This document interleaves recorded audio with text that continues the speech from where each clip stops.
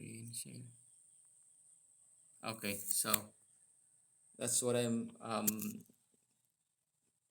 trying to solve really, okay, of the problem, because every now and then I keep on watching the news now, and there's really a threat that the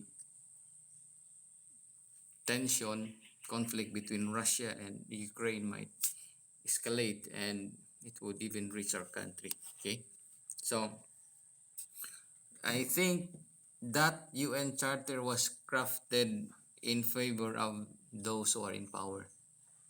Okay, why? Because as I've said, there is a tendency really that those permanent members will abuse. Okay, okay. Imagine, okay, if a country invades another, which is actually a violation of the UN Charter. Okay, so that act of aggression is a violation. In fact, our laws only prevents we can mute ko no while check mute. Ay, sorry.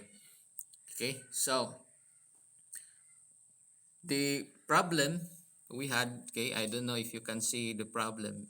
I keep on thinking about this because it can really the problems we have can always be solved if we only have better ideas. Okay, to me the creation of the UN Charter is actually in favor of the great five, okay, who are permanent members. Okay, they are like gods, and in fact this is the reason why there's always an abuses. And if you understand is the concept of a state, every state should be equal. US president, Russian president, Philippine president must be equal because each state is sovereign. But here's the inequality. Okay, they are permanent members in the UN Charter, and they have the veto power. Just what happened when Russia invaded during the Security Council's meeting. All actually agreed that condemning the acts of invasion, and yet one vetoed. And because of the veto power, they go up to higher authority, which is already the General Assembly, okay, composed of all the members of the United Nations, which will really take time. So, okay, that law, that UN Charter should be amended. Otherwise, if that problems occur again, then they will find it difficult to resolve. They cannot act immediately. Okay, can you imagine if one member will veto, you call all, and the next step you're going to do is to call all, okay, to all the members, which will take time. And if it's really an act of invasion where seconds and even a minute is so precious, such that if you cannot act immediately, loss of lives will be in a million. Okay, so there is a problem of the United Nations Charter. It was crafted by those who are in power. Okay, so and if that cannot be resolved, am sure there will always be a problem of invasion. Okay, if the one who violated is the member of the Security Council and he will not be punished, it will become a precedent. There will be another country who's going to invade, and that country are those members of the permanent members of the Security Council.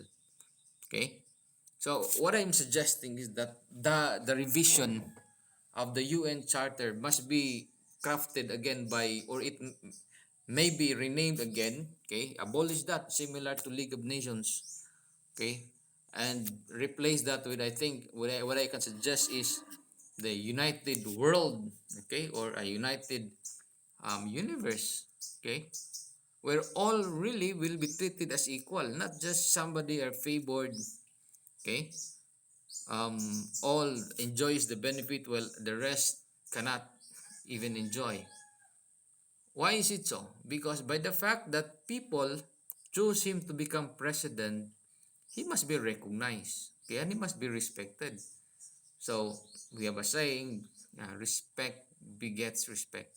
So if that will not be changed, there will always be nights where people cannot sleep. Neighbors might invade another.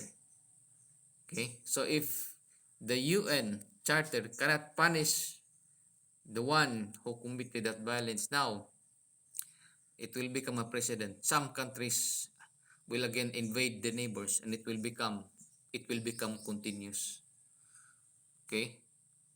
So what I'm suggesting is replace, okay, modify or amend, or not replace, abolish the United Nations. We are not united after all. There's no penalty, there's no truth, there's no um,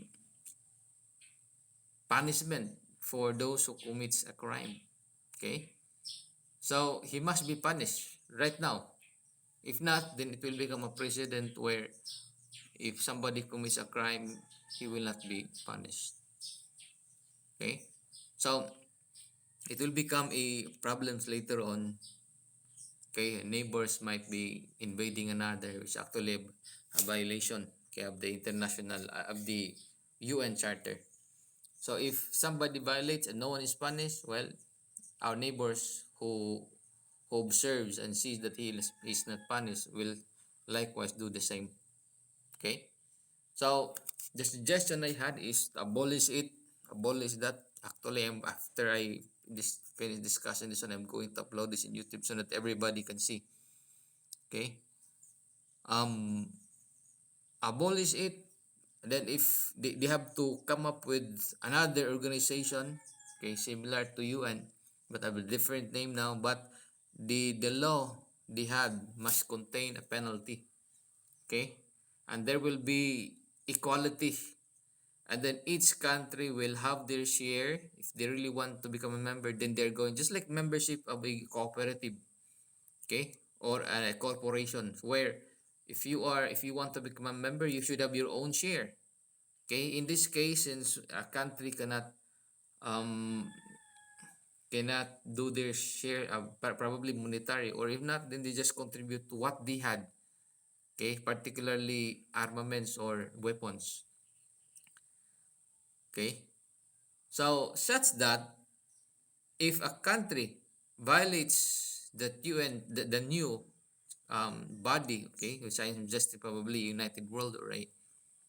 Okay, genuine democratic world, which I suggest, of course, okay, because it's ruled by the people, and people is the one who will decide.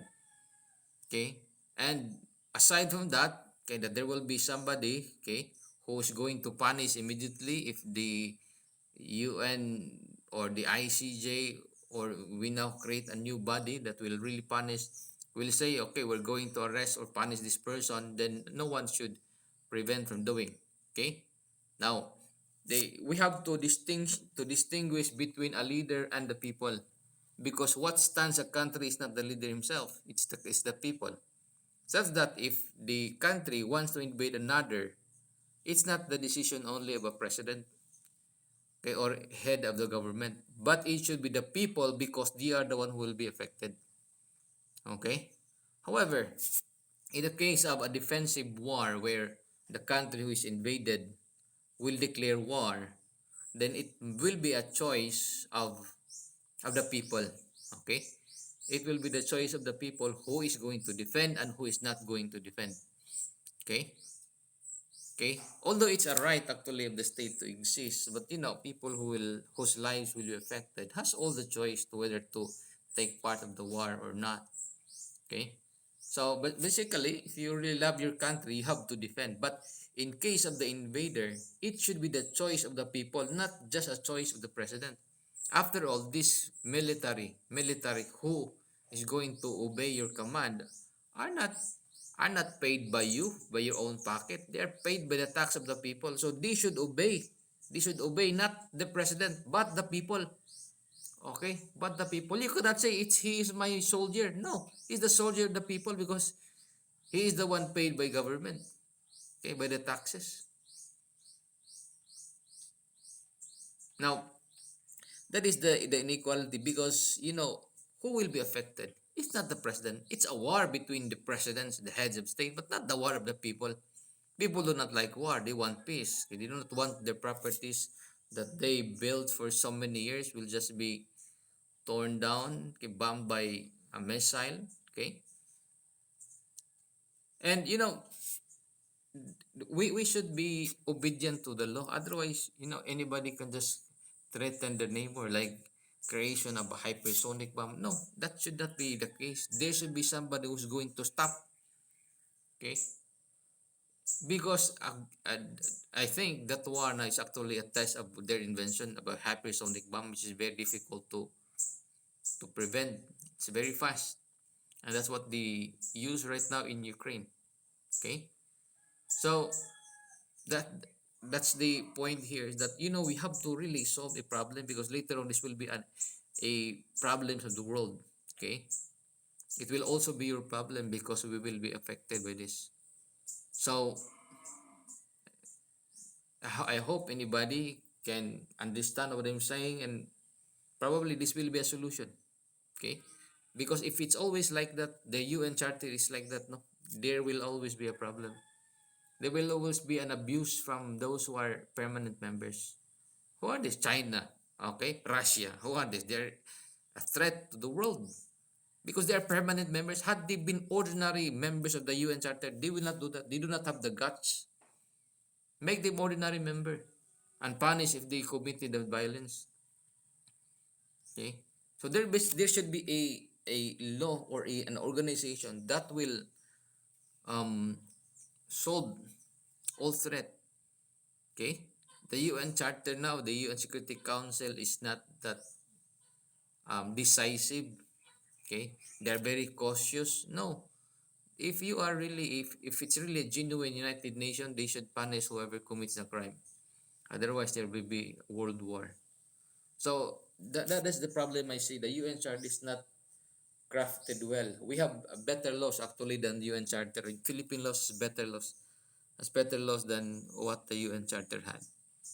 Okay, probably brilliant Filipino people can craft a law for UN Charter, a future UN Charter. Okay, so it's like this.